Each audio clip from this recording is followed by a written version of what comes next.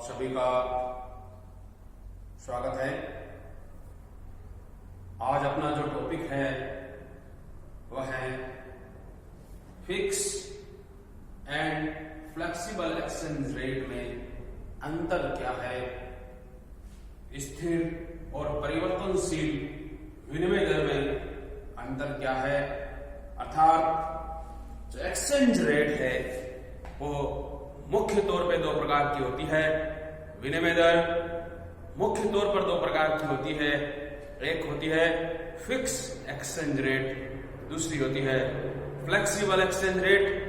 Fix exchange rate की परिभाषा यह है कि ये जो विनिमय दर फिक्स एक्सचेंज रेट विनिमय दर है वो अन्य देश की मुद्रा में अर्थात डॉलर के तुलना में स्थिर कर दी जाती है। अर्थात यदि $1 में 70 रुपए मिलेगा तो $1 में हमेशा ही 70 रुपए मिलेगा, क्योंकि ये दर फिक्स कर दी जाती है। दूसरे प्रकार की जो विनिमय दर होती है वो होती है परिवर्तनशील विनिमय दर। परिवर्तनशील विनिमय दर बाजार की शक्तियों के द्वारा निर्धारित होती है। उसमें किसी प्रकार का सरकारी या अन्य संस्था के द्वारा इंटरवेन नहीं होता है, हस्तक्षेप नहीं होता है। यह विनिमय दर का निर्धारण मांग और पूर्ति की शक्तियों के द्वारा होता है। इस प्रकार की विनिमय दर परिवर्तनशील विनिमय दर कहलाती है। अब इन दोनों विनिमय दर में अंतर क्या है, संक्षिप्त में मैं समझाने का प्रयास करूंगा। जैसा कि इस बोर्ड पे दिख रहा है, एक तरफ ये स्थिर विनिमय दर है, फिक्स्ड एक्सचेंज रेट है, दूसरी तरफ ये परिवर्तनशील विनिमय दर है। इन दोनों में अंतर क्या है, कुछ अंतर मैंने आपको यहाँ पे दिखाए हैं।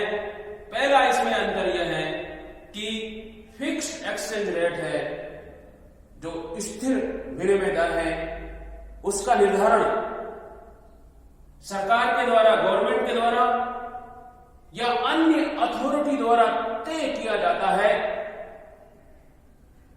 उसमें कोई परिवर्तन नहीं होता है। इस प्रकार की विनिमय दर फिक्स्ड एक्सचेंज रेट कहलाती है। जबकि परिवर्तनशील विनिमय दर का निर्धारण, जैसा मैंने बताया, बाजार की शक्तियों के द्वारा होता है।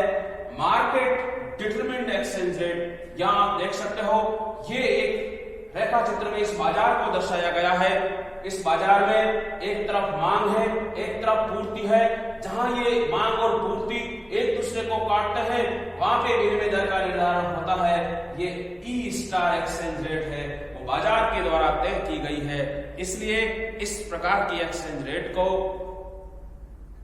फ्लेक्सिबल एक्सचेंज रेट बोलते हैं या परिवर्तनशील विनिमय दर बोलते हैं। इस पे ये इस एक्सचेंज रेट का निर्धारण, ई का निर्धारण, ई स्टार का निर्धारण मुद्रा की मांग और पूर्ति के द्वारा होता है। ये मुद्रा बाजार है।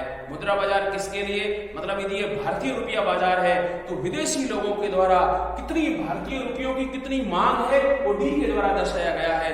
भारतीय रुपया की कितनी पूर्ति है वो एस के द्वारा दर्शाया गया है। तो मांग और पूर्ति की शक्तियों के द्वारा विनिमय दर का निर्धारण होता है।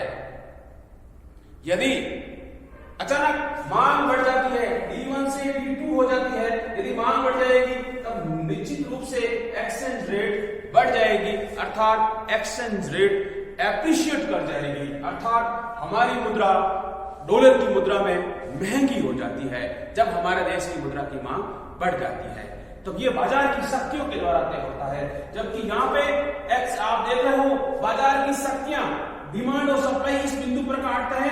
एक्सचेंज रेट यहाँ पर नहीं है, ई स्टार पर नहीं है, बल्कि एक्सचेंज रेट सरकार ने यहाँ पर तय कर रखी है। इसको अपन कह सकते हैं ES, अर्थात ये एक्सचेंज रेट है वो सरकार के द्वारा तय कर दी जाती है। लेकिन इस सरकार के द्वारा जो एक्सचेंज रेट तय की जाती है उसमें सरकार का अंदर इंटरवेन जरूरी है, हस्तक्षेप जरूरी है। बिना सरकारी हस्तक्षेप के इस एक्सचेंज रेट, जो कि बाजार की दर से कम है, का निर्धारण नहीं किया जा सकता। इस एक्सचेंज रेट को ES पर बराबर बरकरार रखने के लिए आरबीआई के द्वारा बाजार में हस्तक्षेप जरूरी है। अब आप देखिए दूसरा इसमें अंतर यह है कि जब कभी भी फिक्स एक्सचेंज रेट का निर्धारण होता है, जैसा कि मैंने आपको बताया है, ये रिजर्व बैंक ऑफ इंडिया तय करता है। सरकार तय करने के बाद रिजर्व बैंक ऑफ इंडिया बाजार के अंदर इंटरवेन करती है। जब रिजर्व बैंक ऑफ इंडिया बाजार के अंदर इंटरवेन करती है तब एक्सचेंज रेट ईएस के बराबर रहती है, क्योंकि मुद्रा बाजार, मुद्रा की मांग और मुद्रा की पूर्ति को रिजर्व बैंक ऑफ इंडिया तय करती है। रिजर्व बैंक ऑफ इंडिया बाजार के अंदर इंटरवेन करती है, मांग और पूर्ति बराबर रहे, बरकरार रहे, ताकि इस एक्सचेंज रेट में कोई किसी प्रकार का परिवर्तन नहीं आए। इस एक्सचेंज रेट की ईएस है, इसके लिए हस्तक्षेप जरूरी है, रिजर्व बैंक ऑफ इंडिया का हस्तक्षेप जरूरी है। इसीलिए फिक्स एक्सचेंज रेट के अंदर रिजर्व बैंक का हस्तक्षेप होता है। रिजर्व बैंक ऑफ इंडिया बाजार के अंदर मांग और पूर्ति को बराबर बनाए रखने के लिए रुपए की मांग और पूर्ति को बराबर स्टेबलाइज करके रखती है।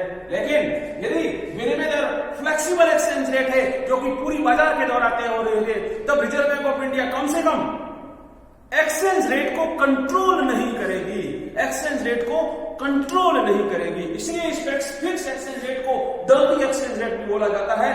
मतलब इसमें रिजर्व बैंक ऑफ इंडिया का इंटरवेन रहता है, लेकिन यहां पे रिजर्व बैंक ऑफ इंडिया का इंटरवेन नहीं रहता है।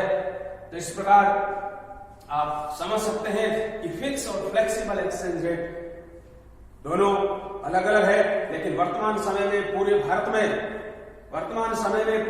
में, पूरी दुनिया में फ्लेक्सिबल एक्सचेंज रेट का जमाना है। सब जगह फ्लेक्सिबल एक्सचेंज रेट चल रही है, बाजार की शक्तियों के द्वारा तय हो रही है। सरकारें कम से कम उसमें इंटरवेन करना चाह रही है। चीन में कम से कम है और डर्टी एक्सचेंज रेट है, क्योंकि अमेरिका और चीन का विवाद लंबा चला आ रहा है। चाइना अपने देश की विनिमय दर को उसी जगह स्थिर बना के रख रही है, ताकि उसका अधिक से अधिक निर्यात बढ़ सके। क्योंकि चीन का जो बैलेंस ऑफ पेमेंट है, चीन का निर्यात चीन के आयात से अधिक है। इसलिए यदि वो बाजार के ऊपर खुला छोड़ दे तब चीन की एक्सचेंज रेट एप्रिशिएट करनी चाहिए। लेकिन चीन सरकार चीन की अपनी एक्सचेंज रेट को एप्रिशिएट नहीं होने दे रही है, बाजार में इंटरवेन कर रही है। वो इसलिए कर रही है क्योंकि सबको पता है यदि एक्सचेंज रेट एप्रिशिएट करती है तो हमारा निर्यात महंगा होने लगता है, आयात सस्ता होने लगता है।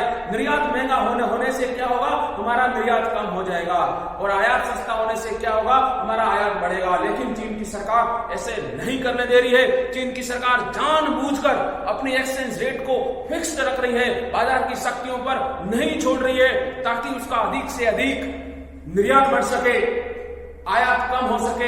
इसलिए पिछले कई सालों से, करीब 20 से 30 सालों से चीन का बैलेंस ऑफ पेमेंट, शुद्ध निर्यात सकारात्मक बना हुआ है, क्योंकि चीन की एक्सचेंज रेट एप्रिशिएट नहीं कर पा रही है। चाइना की जो एक्सचेंज रेट है वो दुनिया की एक्सचेंज रेट की तुलना में मैनेज्ड एक्सचेंज रेट है।